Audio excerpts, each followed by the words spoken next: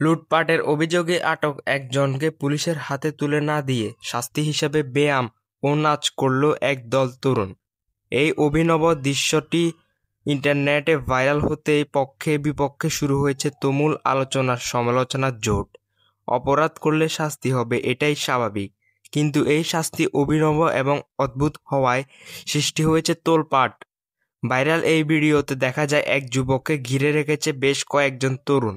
অভিযোগ, এই যুবক ডিম হাতিয়ে নিতে এসে হাতে নাতে ধরা পড়েছে। তবে প্রচলিত পন্থায় তাকে আইন প্রয়োগকার সংস্থার হাতে না দিয়ে জিমে উপস্থিত তরুণেরা নিজেরাই তাকে শাস্তি দেওয়ার সিদ্ধান্ত নেয়।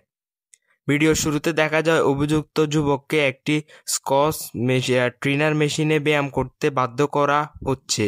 হাঁপাতে থাকা যুবকটি ক্লান্তর শরীরে ব্যায়াম করার পাশাপাশি চিৎকার করে বারবার বলছে আর এমন কাজ করবে না, জীবনেও করবে না। তার চারপাশে থাকা তরুণেরা তাকে আরো জোর করে ব্যায়াম করতে এবং তাদের শেখানোর কথা বলতে উৎসাহ দিচ্ছিল।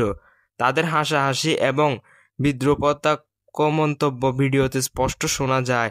শাস্তির এখানেই শেষ নয়, এরপর তাকে দিয়ে করানো হয় বিভিন্ন ধরনের কঠিন শারীরিক কসরত। এক পর্যায়ে তাকে পুলিশ বাড়ে ঝোলানো হয়।